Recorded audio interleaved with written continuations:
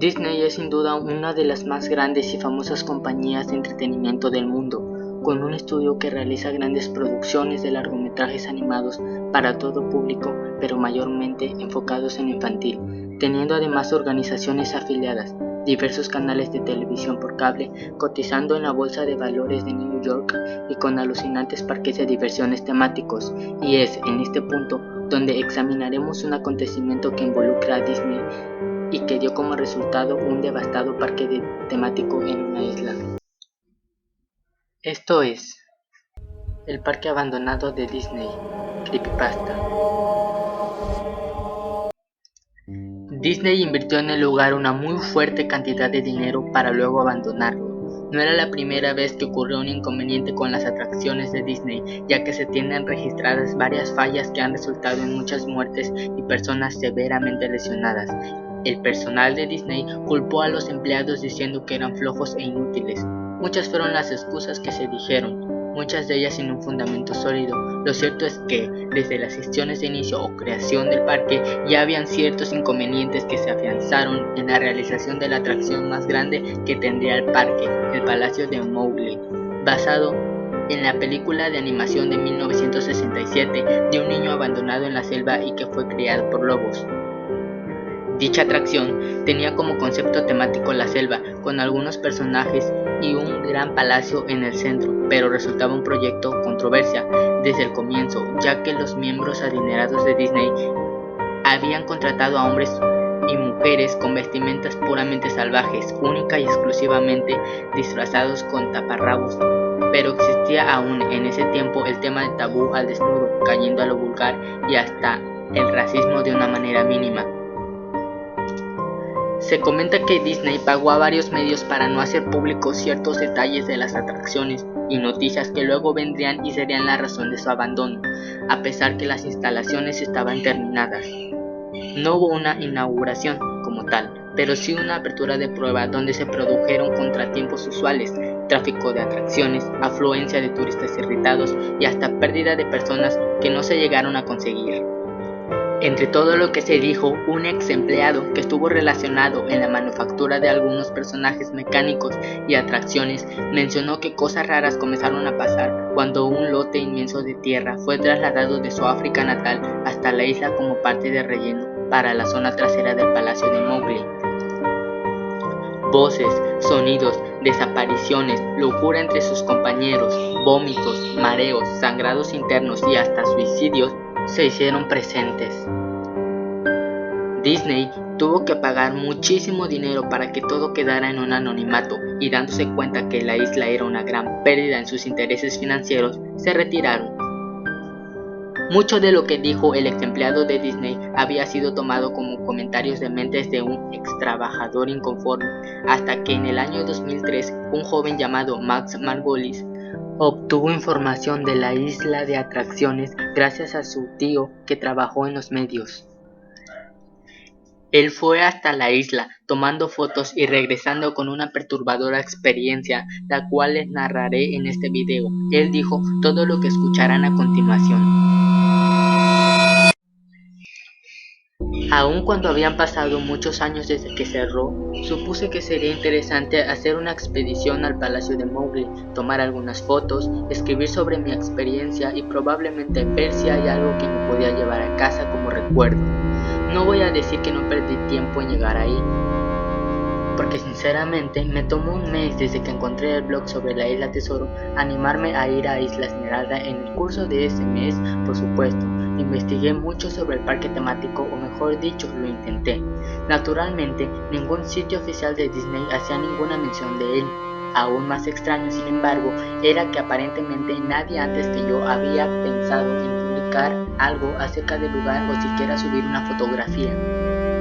Ninguno de los programas de televisión local o sitios web de periódicos había dicho nada sobre el parque, aunque eso era lo esperado, puesto que había decidido seguir el mismo camino que Disney. No iban a estar exhibiendo sus fracasos recientemente. Aprendí que las organizaciones pueden pedirle a Google, por ejemplo, que remueva enlaces de los resultados de búsqueda, básicamente por ningún motivo. Pensándolo bien, probablemente no era que nadie habló del lugar, sino que sus palabras se hicieron inaccesibles, así que, en conclusión, apenas si podía encontrar el parque. Los lugareños no me ayudaron en nada, puesto que la mayoría eran inmigrantes que se habían mudado a la playa en años recientes, o antiguos residentes que solo me hicieron mala cara al momento que empecé a preguntar. El viaje en auto me llevó a un excesivamente largo camino de maleza. Plantas tropicales habían crecido descontroladamente y saturado el área junto con las especies de flora nativas que realmente pertenecían ahí e intentaban reclamar sus tierras. Estaba asombrado cuando llegué a la entrada principal del parque. Era una inmensa puerta monolítica de madera, cuyos soportes en ambos lados parecía como que se hubiese extraído directamente de secuoyas gigantes. La puerta en sí había sido agujerada en varios lugares por pájaros carpinteros y carcomida desde la base por insectos excavadores. Colgando en la puerta estaba una lámina de metal con letras garabateadas con pintura negra, que decía abandonado por Disney, claramente la obra de algún antiguo residente o empleado que quería hacer una pequeña protesta. La puerta estaba lo suficientemente abierta como para entrar caminando, pero no en auto, así que, agarrando mi cámara digital, seguí mi camino a pie. Los adentros del lugar estaban tan llenos de vegetación como la entrada, palmeras descuidadas sobre pilas de sus propios cocos, matas de plátano en un estado similar, recubiertas de su propio desecho apestoso y plagado de insectos. Había cierto choque entre orden y caos, ya que las plantas perennes, sembradas cuidadosamente, se mezclaban con la maleza y pestilentes hongos ennegrecidos. Todo lo que quedaba de la estructura exterior estaba arruinado, solo era madera podrida y varios trozos carbonizados de materiales identificables. Lo más interesante era una estatua de Balú, el oso amistoso de El libro de la jungla, que se encontraba en una especie de patio enfrente del edificio principal. Estaba esculpido en una posición jovial con los brazos extendidos hacia uno, viendo a la nada con una sonrisa infantil, con popó de ave cubriéndole su pelaje y enredaderas por toda su plataforma. Me acerqué al edificio principal, el palacio, encontrándome con que la fachada estaba llena de graffiti en donde la pintura original aún no se había descarapelado.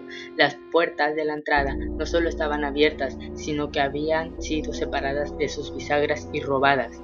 Por encima de las puertas, o el amplio espacio donde una vez habían estado, alguien pintó una vez más la frase abandonado por Disney. Me gustaría poder contarles sobre todas las cosas increíbles que encontré dentro del palacio: estatuas olvidadas, cajas registradoras abandonadas, una super secreta sociedad de vagabundos, pero no. El interior del edificio estaba tan escueto, tan vacío, que creo que incluso se robaron la montura de las paredes. Todo lo que era demasiado grande como para ser robado, mostradores, mesas, árboles artificiales gigantes, se encontraban reposando entre ese espacio deshabitado que amplificaba el sonido de cada paso que daban. Revisé todos los lugares que podían parecer interesantes de alguna forma.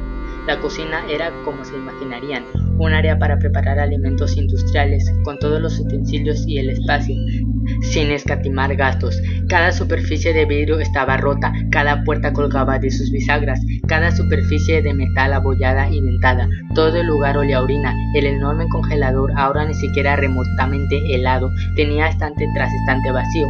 Había ganchos adheridos al techo, probablemente para colgar carne. Los baños se encontraban en el mismo estado que el resto del lugar. Había una capa como de 2 centímetros de agua estancada en el suelo, así que no me quedé mucho tiempo.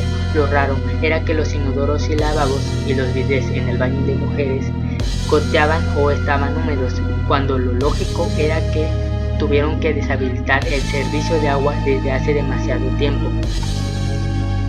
Había muchos cuartos en el parque, pero naturalmente no tenía tiempo para revisarlos todos. Los pocos que sí revisé estaban igualmente destruidos y no esperaba encontrar nada en ellos, pero pensé que había un televisor o radio en una habitación, porque me parece haber escuchado una conversación silenciosa viniendo de ella, aunque eran más como susurros, tal vez el eco de mi respiración o solo otro caso del sonido de agua fluyendo engañando a mi mente. Cuando había vuelto a la entrada del palacio, supuse que no había encontrado nada que valiera la pena y había perdido mi tiempo. Mientras miraba fuera de la puerta, noté algo interesante en el patio que aparentemente había pasado por alto. Algo que podría darme al menos una cosa que mostrar y que me retribuyera lo que invertí en el viaje, aun si se trataba de una fotografía. Había una estatua realista de una pitón, quizá de 20 metros, enrollada, y en el pedestal ubicado en el centro de la zona. Ya casi era tiempo para que el sol se metiera, así que la luz caía sobre el objeto que en el ángulo perfecto para una fotografía. Me acerqué a la pitón y le tomé una foto, luego me puse de puntillas y le tomé otra. Me acerqué un poco más para ver los detalles de su rostro. Lentamente, casualmente, la pitón levantó su cabeza, miró directamente hacia mis ojos, se giró y bajó el pedestal, yendo hacia los árboles. Todos los 20 metros. Su cabeza desapareció entre el bosque antes de que su cola abandonara el pedestal. Estaba atontado, completamente estupefacto. Mi boca debió estar abierta una eternidad antes de que volviera en sí y la cerrara. Parpadeé un par de veces y retrocedí de donde había estado la serpiente, hacia el palacio. Aunque ya se había ido, no me iba a exponer a nada y regresé al edificio. Di un respiro y me abofeté la cara para recobrar la noción de dónde estaba. Busqué un lugar para sentarme, ya que mis piernas se sentían como gelatina en ese momento.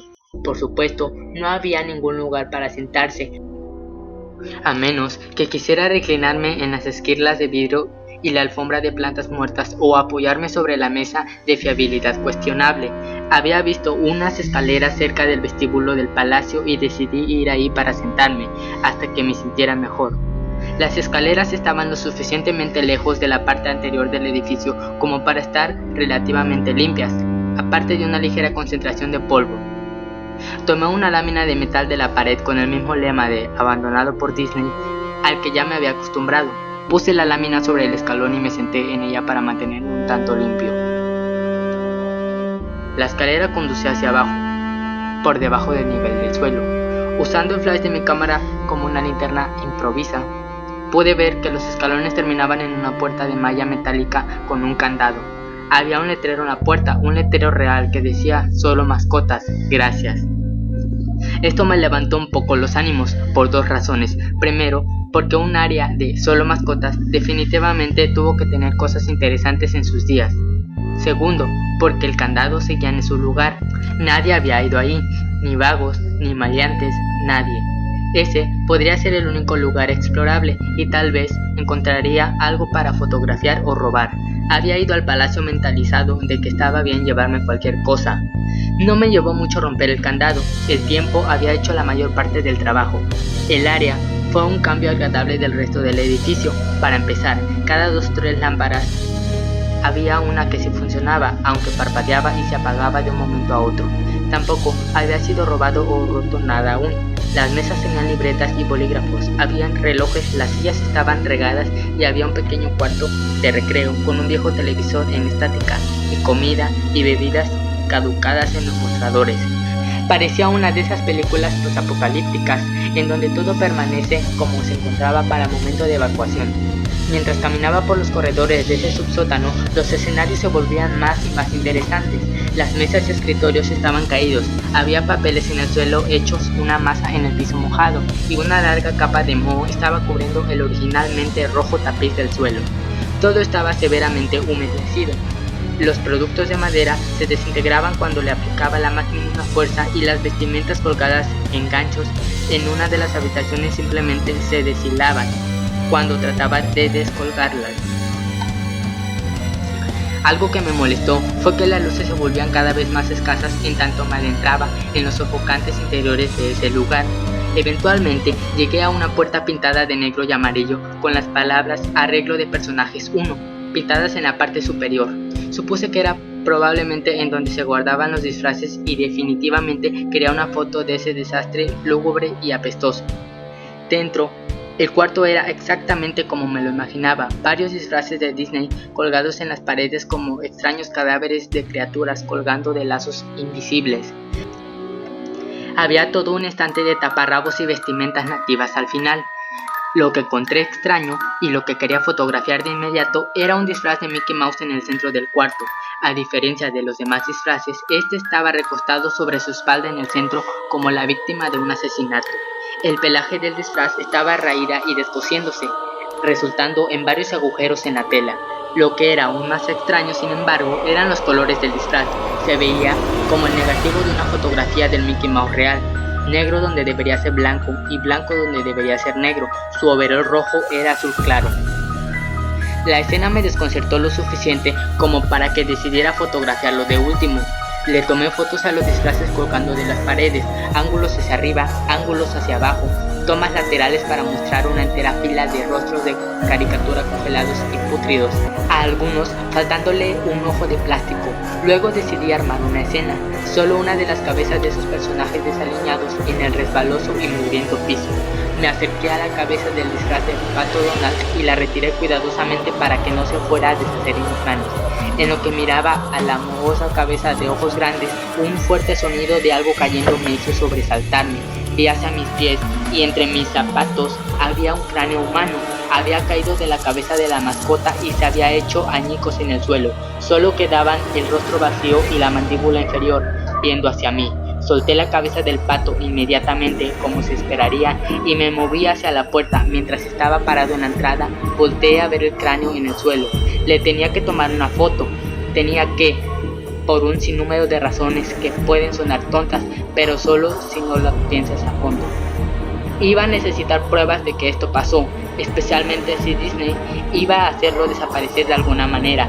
No tenía ninguna duda en mi cabeza, desde el comienzo, de que, aun si solo se trataba de negligencia grave, Disney era responsable de esto.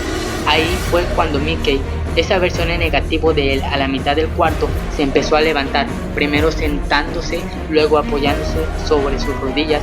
Ese disfraz de Mickey Mouse, o lo que estaba dentro de él, se puso de pie, viéndome fijamente con su rostro falso, mientras yo murmuraba "no" una y otra vez.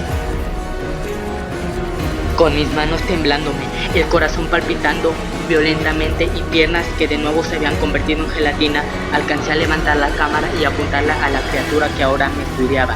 La pantalla de la cámara digital mostraba solo píxeles muertos en la forma de esa cosa.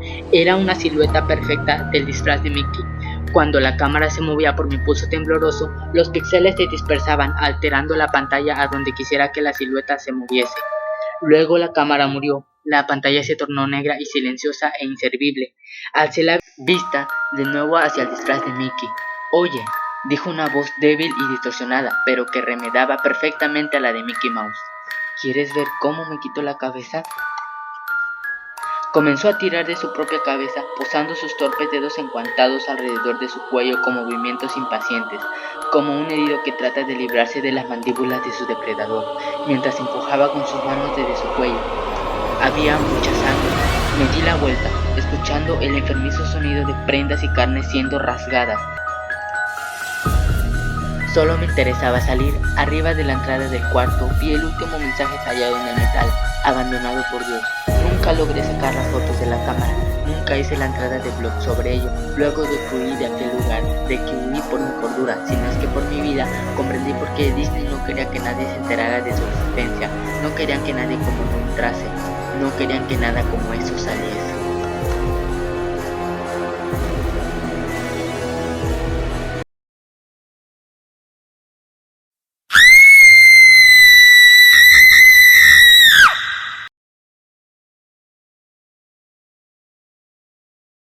Te ha narrado Emmanuel Martínez para Hasta el viento tiene miedo.